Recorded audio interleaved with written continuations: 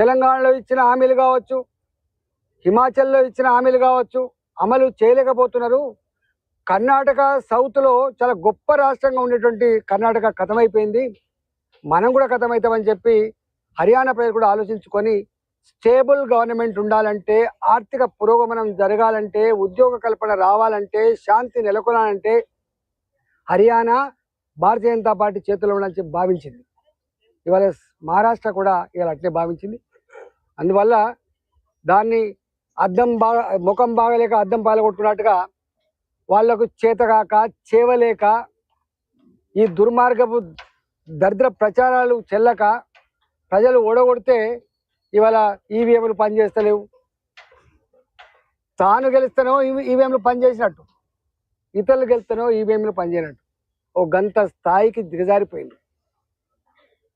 ఇవాళ అనేక సంస్థలు ఇప్పటికే చెప్పినాయి, స్వయంగా వాళ్ళ సంస్థలు ఇప్పటికే చెప్పినాయి, స్వయంగా వాళ్ళ కేంద్ర మాజీ మంత్రి గారు మాట్లాడిన మాటలు ఏంటంటే, మహారాష్ట్రలో పార్టీ ఇంటాక్టే ఉంది, మహారాష్ట్రలో ఐక్యంగా కొట్లాడినరు, మహారాష్ట్రలో ప్రజాయమే భారతీయ జనతా పార్టీని గెలిపించుకోవాలనేటువంటి సంకల్పంతో ఉన్నారు.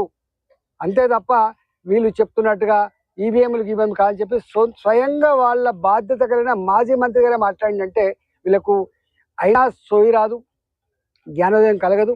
ఇంకా అబద్ధాల పునాదుల మీదే బతకాలని చెప్పి ప్రయత్నం చేస్తున్న పార్టీ ఇలా కాంగ్రెస్ పార్టీ. ఇవాళ చూస్తున్నాం దేశవ్యాప్తంగా. నిన్న పార్లమెంట్లో వాళ్ళు వివరిస్తున్న తీరు మీద ఇప్పటికే మాట్లాడినాం.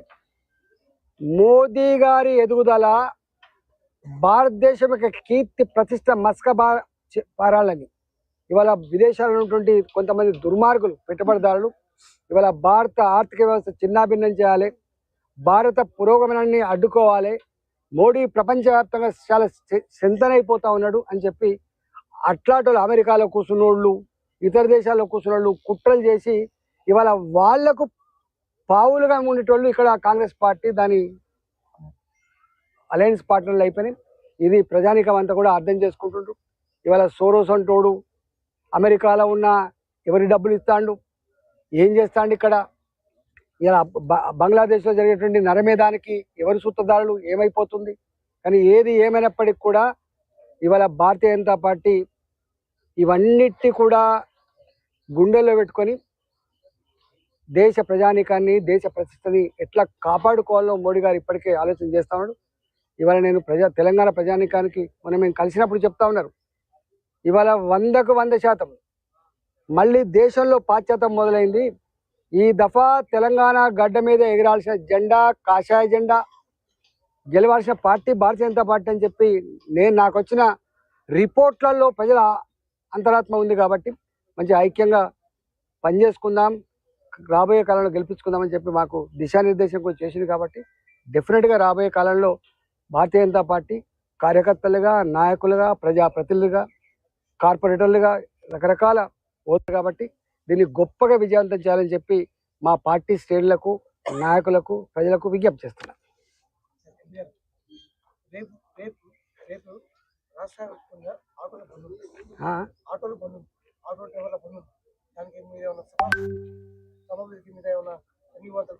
ఇప్పటికే చెప్పినాము. వాస్తవంగా ఎంత బాధ అయిద్దంటే ఆటో డ్రైవర్లకి సంవత్సరానికి 12,000 రూపాయలు ఇస్తా అని చెప్పి హామీ ఇచ్చిండు. సంవత్సరానికి 12,000 రూపాయల అనేక హామీలలో ఇదొకటి ఉంది. ఇంతవరకు ఒక్క ఆటో డ్రైవర్కి కూడా ఒక 1,000 రూపాయలు రాలేదు. అనేక మంది అసలు తెలుస్తలేదు కానీ అనేక మంది ఆటో డ్రైవర్లు సూసైడ్ చేసుకున్నారు. మా నియోజకవర్గంలో ఒక 3 సూసైడ్ చేసుకుని పోయి వచ్చినారు, ఉప్పల్లో చేసుకున్నారు. అనేక మంది సూసైడ్ అంటే ఒక చర్య చేపడుతున్నప్పుడు దాని పరివసనాల మీద అవగాహన లేదు. ఇవాళ మీరు చూసిన హైడ్రా మీద చేసిన డ్రామా ఏందో అర్థమైంది. మూసి మీద ఎంత దుర్మార్గుడు అంటే, మూసి అట కిషన్ రెడ్డి గారు సూసైడ్ చేసుకుంటే కూడా మూసి ప్రక్షాళన ఆగదనే మాటలు మాట్లాడుతుంటే నీకు ఏం అవగాహన ఉన్నట్టు, నువ్వేం మనిషివా, నువ్వు ఏంది అసలు నాకు అర్థం కాదు. ఇదా నువ్వు మాట్లాడే మాట. మేమేమో మోడీ గారి దగ్గర పోయి తెలంగాణకు కోచ్ ఫ్యాక్టరీ ఎట్లా రావాలి, కాజీపేటలో నేషనల్ హైవేస్ ఎట్లా రావాలి, ఇవాళ చెంగిచెర్ల లాంటి రైల్వే స్టేషన్ల నిర్మాణం ఎట్లా జరగాలి, డబ్బులు ఎట్లా రావాలి, మా రాష్ట్రాన్ని ఎట్లా బాగు చేసుకోవాలని చెప్పి మేము ప్రయత్నం చేస్తుంటే ఇగో ఈయన మాట్లాడే మాటలు ఇవి. అంటే గింత అహంకారమా నీకు? ఎక్కడిది సంస్కృతి? ఏం మాట్లాడుతున్నావు? నీకు అవగాహన ఉందా? నీ స్టేచర్ ఏంది? కిషన్ రెడ్డి గారి చరిత్ర ఏంది? నీ చరిత్ర ఏంది? అనేక మంది రాష్ట్రంలో ముఖ్యమంత్రులు చేసిన జలగం వెంగళరావు గారు కావచ్చు, కోట్ల విజయభాస్కర్ రెడ్డి కావచ్చు, చెన్నారెడ్డి కావచ్చు, తర్వాత కేంద్ర మంత్రులు అయినరు. కేంద్ర మంత్రి అంటే నువ్వు ముఖ్యమంత్రి కాగానే అందరినీ కళ కనబడకుండా అయిపోయిందా?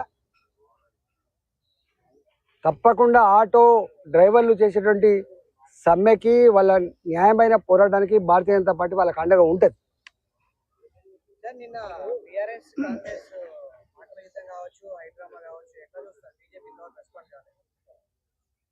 ఇది డ్రామా అని తెలిసిపోయింది. ఏంది ఏంది అసలు? ఇవాళ ఏ పార్టీ అయితే గతంలో అందరి ఫోన్లు, చివరికి ఎమ్మెల్యేల ఫోన్లు ట్యాప్ చేయడం కాదు, వాళ్ళ భార్యల ఫోన్ కూడా ట్యాప్ చేసిండ్రు, వాళ్ళ డ్రైవర్ల ఫోన్ ట్యాప్ చేసిండ్రు, వాళ్ళ గన్మెన్ల ఫోన్ ట్యాప్ చేసిండ్రు. ఇది అది నడుస్తూనే ఉంది. మళ్ళా గా పార్టీ గురుగుంజ కింద నలిపినట్టుగా మా ఫోన్ ట్యాప్ చేస్తుందని చెప్పి వీలిపోయింది. ఇదంతా డ్రామా. ఏది ఏమైనా గతంలో ఉన్న ప్రభుత్వం మీద కేవలం ఇది చేయాలి అది చేయాలని చెప్పి కాదు, వీళ్ళ అహంకారాన్ని దెబ్బ కొట్టకపోతే, వీళ్ళ పీడ విరుడు కాకపోతే తెలంగాణ విముక్తి లేదని చెప్పి ఓట్లేసి వీళ్ళని గెలిపించుకున్నారు. ఇంకా మర్చిపోలే. కొట్టకపోతే, వీళ్ళ పీడ విరుడు కాకపోతే తెలంగాణ విముక్తి లేదని చెప్పి ఓట్లేసి వీళ్ళని గెలిపించుకున్నారు. ఇంకా మర్చిపోలే. వాళ్ళ ఎవరిని మర్చిపోలే. వాళ్ళని కానీ వీళ్ళని కానీ తెలంగాణ ప్రజలు విశ్వసించడానికి సిద్ధంగా లేరు. మీకు చూసిన మొన్న అసలు మేము కూడా ఎక్స్పెక్ట్ చేయలేము. మొన్నటి పార్లమెంట్ ఎన్నికలలో ఇంకా మేము కొంచెం చదువుకొని ఉంటే ఇంకా 4-5 సీట్లు వచ్చాయి. ఒక అజేయమైన శక్తి. ఇలా గెలిచిన పార్టీకి 40% ఓట్లు వస్తే ఇవాళ మాకు 35% ఓట్లు వచ్చినాయి.